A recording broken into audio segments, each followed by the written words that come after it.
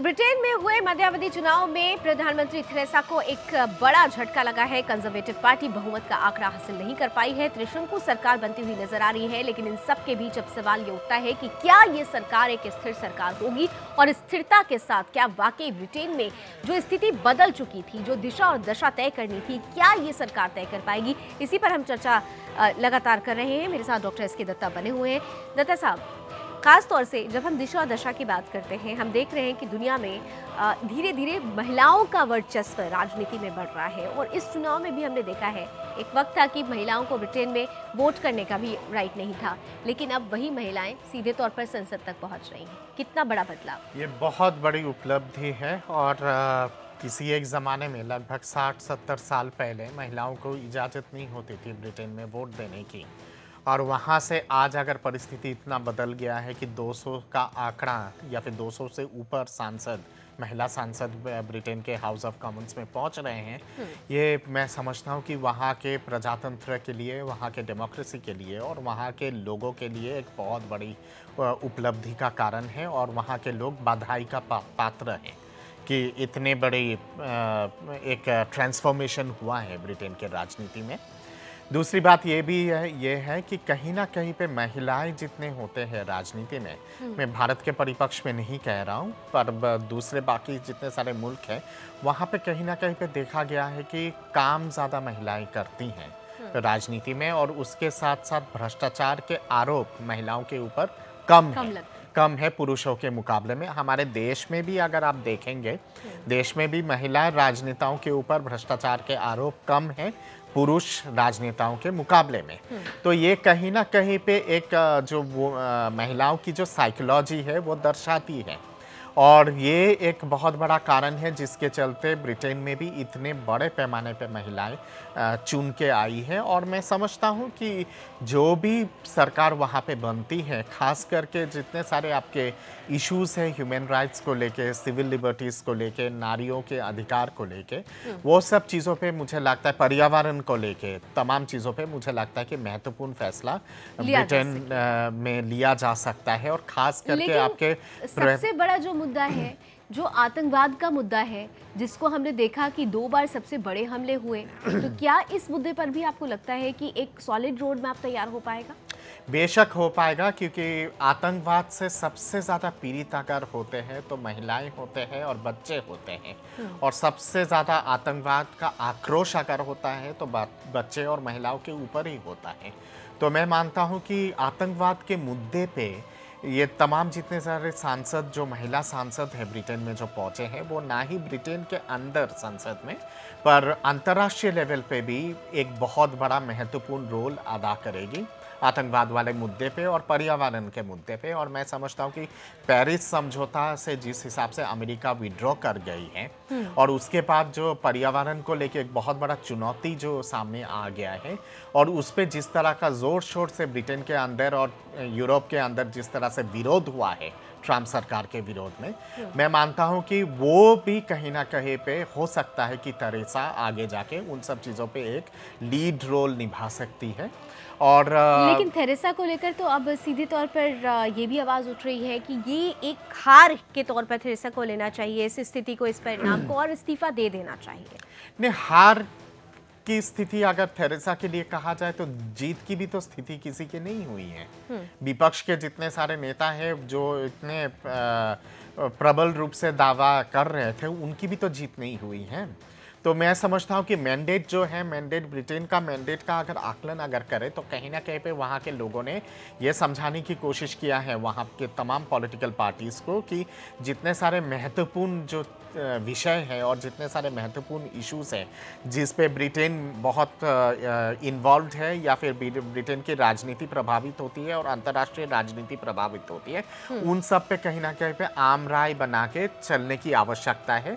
और इसके साथ साथ तमाम चीज़ों का हित को ध्यान में रखते हुए सरकार ऐसे कदम उठाए, और सरकार के तरफ से इस तरह के कदम हो जो किसी का हितों का हनन ना हो। आतंकवाद के विरोध में भी ये मैंडेट कहीं ना कहीं पे है, और मैं मानता हूं कि जो भी सरकार आगे जाके बनेगी वो आतंकवाद के मुद्दे पे एक महत्वपूर्ण कदम उठाएगी। और चलते चलते बहुत इंपॉर्टेंट सवाल सर, नई सरकार बन चुकी है, त्रिशंकु सरकार हो चुकी है, भारत की अपेक्षाएं और भारत से अपेक्षाएं दोनों को कहां देख रहे हैं आप? कोलिशन गवर्नमेंट वहाँ पे बनेगी। कोलिशन गवर्नमेंट जब भी बनती है तो उतना मजबूत होता नहीं है, पर वो बहुत इम्पॉर्टेंट होता है लीडरशिप के ऊपर पे भी। हमारे देश में अटल बिहारी वाजपेयी जी की भी सरकार रही है, 24 पार्टियों की सरकार, पर बहुत मजबूत सरकार थी। तो लीडरशिप किस तरह का हो वो बहुत महत्वपूर्ण होता है।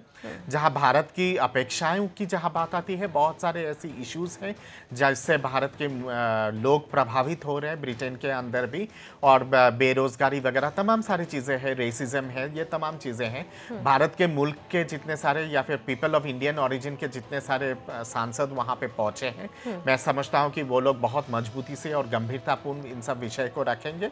और जहां ब्रिटेन की अपेक्षा है भारत के तरफ से, भारत एक बहुत बड़ा रोजगार का साधन है आज के डेट में, एक बहुत बड़ा बाजार है और एक उभरता हुआ शक्ति है भारत और ब्रिटेन के बीच में ऐतिहासिक संबंध रहा है। और कॉमनवेल्थ में भी जिस तरह का भारत का एक रोल रहा है, मैं समझता हूं कि ब्रिटेन इन सब चीजों पे भारत से बहुत ज्यादा अपेक्षा है और ये एक नया सामंजस्य बैठाने की जरूरत है। बिल्कुल, ये एक उम्मीद है। कुल मिलाकर ब्रिटेन में बदलाव की बयार तो आ चुकी है, संसद में महिलाएं भी काफी संख्या में पहुंच चुकी हैं, लेकिन थेरेसा को जो झटका लगा है वो सीधे तौर पर एक सवाल जरूर खड़ा कर रहा है। और त्रिशंकु सरकार का बनना ब्रिटेन के लिए अब नई दिशा और दशा को तय करना, ये तमाम ऐसे पहलू हैं जिन पर एक सॉलिड रोड मैप तैयार करने की जरूरत है। क्या ब्रिटेन की नवनिर्वाचित सरकार ऐसा कर पाएगी? अब दुनिया भर की निगाहें इस पर भी हैं। बहुत बहुत शुक्रिया डॉक्टर दत्ता हमारे साथ जुड़ने के लिए। फिलहाल अभी बस इतना ही। देश दुनिया की तमाम खबरों के लिए आप जुड़े रहिए सुदर्शन न्यूज के साथ। जय हिंद।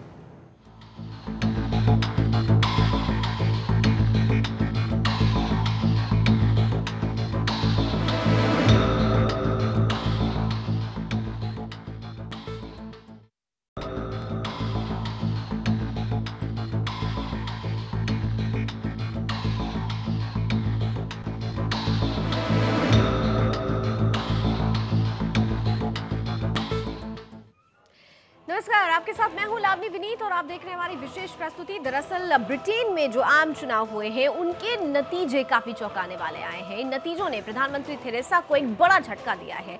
उनकी कंजर्वेटिव पार्टी को बहुमत नहीं मिल पाया है। ब्रिटेन में थेरेसा में बहुमत के आंकड़े से काफी दूर रह गई। ब्रिटेन के त्रिशंकु नतीजे इस बात का संकेत दे रहे हैं कि लोगों के मन में धीरे धीरे थेरेसा ने अपनी पकड़ कम कर दी और उनके दिलों में जगह बनाने में वो नाकाम रही है।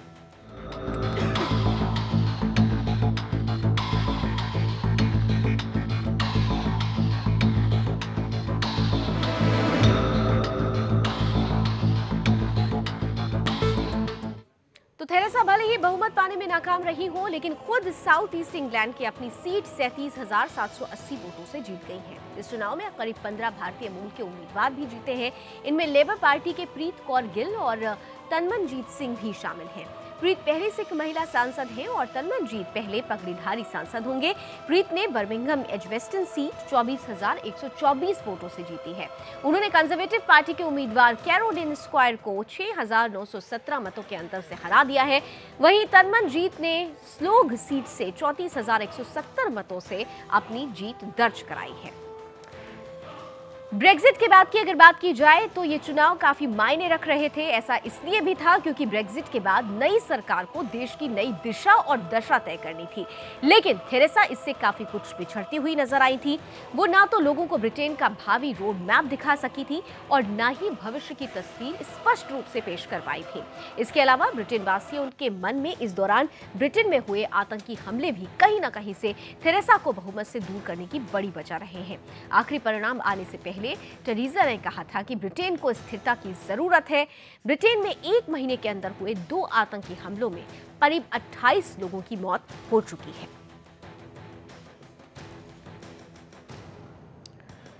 और आइए एक नजर फटाफट डाल लेते हैं कि ब्रिटेन में इस बार जो चुनाव हुए हैं उनमें क्या कुछ खास रहा है। कुल मिलाकर ब्रिटेन में जो खास रहा है, चुनाव में प्रीत कौर गिल समेत 200 महिलाओं ने रिकॉर्ड जीत दर्ज की है।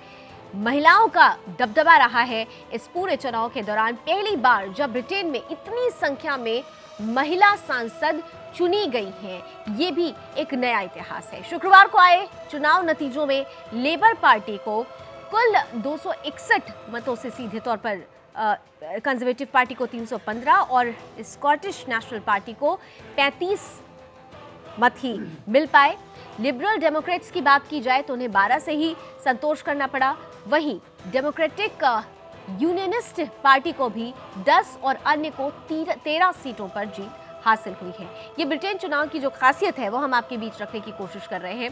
खासतौर से इससे पहले साल 2015 की बात की जाए तो इस चुनाव में 191 महिलाएं चुनाव जीतकर संसद में पहुंची थी, लेकिन ये संख्या इस बार ज्यादा हो चुकी है। इसके बाद उपचुनाव भी हुए जिसमें कुछ महिलाएं चुनाव जीती थी। महिलाओं का दबदबा लगातार बढ़ता गया और ब्रिटेन में 196 महिलाएं चुनाव जीतकर हाउस ऑफ कॉमन्स पहुंची थी। तो धीरे धीरे महिलाओं का दबदबा ब्रिटेन में कायम रहा है। 1918 में पहली बार कोई महिला चुनाव जीतकर ब्रिटेन की संसद पहुंची थी और इसके बाद ये सिलसिला धीरे धीरे बढ़ता गया और बदस्तूर जारी भी रहा। आज से करीब 104 साल पहले ब्रिटेन में महिलाओं को मतदान करने का अधिकार तक नहीं था, लेकिन आज वही महिलाएं संसद की दहलीज तक जा पहुंची हैं। मेरे साथ जाने माने political expert doctor S K. Datta लगातार बने हुए हैं। और दत्ता साहब, बहुत बहुत स्वागत है आपका। और ख़ास तौर से ये जो चुनाव के रिजल्ट आए हैं वो काफ़ी चौंकाने वाले रहे हैं। ब्रेक्जिट के बाद किस तरह से लिया जाए इन रिजल्ट्स को? बेशक काफ़ी चौंकाने वाले नतीजा है और थेरेसा के लिए मैं समझता हूँ कि आगे की राजनीति बहुत ही पेचीदा रहेगा और कैसे हैंडल करती है और किस तरह से संभालती है वो बहुत महत्वपूर्ण होगा। ये तो कहीं ना कहीं पे एक तरह से स्पष्ट हो गया है कि आप किसी एक पार्टी की सरकार वहाँ बन नहीं सकती हैं। जो भी वैकल्पिक सरकार बनेगी वो मिलीजुली सरकार होगी और जितने सारे क्षेत्रीय जो छोटे छोटे पार्टीज़ हैं, जैसे स्कॉटलैंड के जो पार्टी हैं या फिर आपके जो लिबरल डेमोक्रेटिक पार्टी हैं, ये सब जितने हैं छोटे छोटे घटक दल जितने हैं छोटे पार्टी से, उनको जोड़ के ही सरकार बन सकती है। मुख्य धारा अगर देखा जाए ब्रिटेन के राजनीति में तो दो स्तंभ में ब्रिटेन के राजनीति हमेशा डिवाइडेड रहा है। एक है कंजर्वेटिव, दूसरे है आपके लिबरल। पर थेरेसा की जो पार्टी है वो कंजर्वेटिव पार्टी है और लिबरल और कंजर्वेटिव के बीच में हमेशा हड्डा हड्डी की लड़ाई रही है। और मैं मानता हूं कि यूरोपियन यूनियन से एग्जिट होने के बाद जो ब्रिटेन की आर्थिक परिस्थिति को संभालने की जो बहुत एक आवश्यकता थी वो थेरेसा ने नहीं कर पाया और कहीं ना कहीं पे ब्रिटेन में बेरोजगारी बहुत बड़े पैमाने पे बढ़ा है। बहुत सारे ऐसे इंडस्ट्रियल हाउसेस हैं, इंडस्ट्रियल यूनिट्स है जो बंद हो गया है। इसके साथ साथ ब्रिटेन के ऊपर जो अंतर्राष्ट्रीय कर्जा है वो कर्जा बहुत हद तक बढ़ चुका है। ये सब कहीं ना कहीं पे चिंता का विषय है और जिस तरह से पूरे यूरोपियन यूनियन इस्लामिक आतंकवाद के चपेट में आ चुका है उससे भी अछूत ब्रिटेन नहीं रहा है। और ब्रिटेन में लगातार जिस तरह के आतंकवादी हादसे हुए हैं एक के बाद एक, वो कहीं ना कहीं पे एक दहशत का माहौल फैला दिया है पूरे ब्रिटेन में। और उसके साथ साथ मैं समझता हूँ कि वो बहुत चिंता का भी विषय हो गया है। सरकार को जिस हिसाब से आतंकवादी गतिविधियों को या फिर आतंकवादी संगठनों को जिस तरह से मुंह तोड़ जवाब देने की आवश्यकता थी वो थेरेसा सरकार नहीं कर पाई। लेकिन अब सवाल ये बड़ा ये है कि अगर त्रिशंकु सरकार बन रही है तो जो फैसले लिए जाएंगे, कई बार ये देखा जाता है कि अगर सरकार त्रिशंकु होती है तो फैसलों पर अंतिम मोहर लगाना भी मुश्किल हो जाता है। क्या आपको लगता है कि ऐसा हो पाएगा? क्या जो रोड मैप तैयार होंगे वो अपने अंतिम पॉइंट तक पहुंच पाएंगे? नहीं, उस पर बहुत सारा खींचातानी होगी और बहुत ज़्यादा दाव पेच होगा और काफ़ी ज़्यादा बार्गेनिंग होगा, क्योंकि जो भी छोटे घटक दल या फिर छोटे पार्टी जो भी समर्थन देते हैं, चाहे वो थेरेसा की पार्टी को दे या फिर लिबरल्स को दे, पर काफ़ी सारे टर्म्स एंड कंडीशन के हिसाब से ही समर्थन मिलेगा। और जिसको हम लोग एक so called common minimum programme कहते हैं, जिसका प्रचलन भारत में भी बहुत ज़्यादा है, वो कहीं ना कहीं पे एक कॉमन मिनिमम प्रोग्राम के आधार पे ही पूरा चीज़ होगा। पर उसको भी लागू करना और उसके माध्यम से एक नया रूपरेखा निकालना और एक नया विकास का एक रास्ता दिखाना, वो बहुत चुनौती भर साबित होगा। और मुझे लगता है कि जिस तरह की राजनीतिक अस्थिरता आ गया है ब्रिटेन में और जिस तरह का नतीजा निकला है इस चुनाव के बाद, जो भी सरकार बनती है, मैं नहीं समझता हूँ कि ये सरकार बहुत ही स्थायी सरकार हो पाएगी और मजबूत सरकार तो बेशक नहीं हो पाएगी। और मैं अचंभित नहीं रहूंगा, बिल्कुल, और मध्यवर्ती चुनाव भी आगे जाके फिर हो सकता है। और इस बीच भारतीय मूल के उम्मीदवारों का जीतना किस तरह से लिया जाए? ये तो बहुत ही पॉजिटिव है और काफ़ी महत्वपूर्ण है। मैं भारतीय मूल के जितने सारे लोग वहाँ पे जीते हैं उनको बधाई देता हूँ और ये कहीं ना कहीं पे भारत की जो पहचान है और भारत का जो वर्चस्व है भारत के बाहर, वो भी कहीं ना कहीं पे एक रिकॉग्निशन दिलवाती है। और ब्रिटेन जैसे एक महत्वपूर्ण देश में, जिसका एक अंतर्राष्ट्रीय राजनीति में एक बहुत महत्वपूर्ण भूमिका रहता है, वहाँ पे अगर 15-20 अगर भारतीय मूल के लोग अगर जीत के संसद में पहुँचते हैं तो वो बहुत महत्वपूर्ण होगा और सबसे भारत के साथ संबंध को लेकर भी ये बहुत महत्वपूर्ण होगा। बिल्कुल मजबूत बनाएंगे। और सबसे महत्वपूर्ण चीज़ यहाँ पे ये है कि अभी जितने सारे नतीजा निकला है चुनाव का, उस पे से मेरे ख्याल से जितने मेरे पास सूचना है, कोई भी पाकिस्तानी मुल्क के कोई भी सांसद नहीं जीते गए। ये दरअसल अब तो दुनिया पाकिस्तान की तस्वीर को समझ चुकी है। शायद यही वजह है कि एक बड़ी तस्वीर जब निकल के आती है तो भारत पर वहाँ पर भारत का दबदबा नजर आता है, भारतीय मूल के उम्मीदवारों का दबदबा नजर आता है। ब्रिटेन में भी कुछ ऐसा ही हुआ है। बहरहाल एक छोटा सा ब्रेक लेना पड़ रहा है मुझे यहाँ, लेकिन ब्रेक के बाद जब लौटेंगे तो ये भी समझने की कोशिश करेंगे कि इतनी बड़ी संख्या में महिला सांसदों का चुना जाना आखिर किस ओर इशारा कर रहा है। इस छोटे से ब्रेक के बाद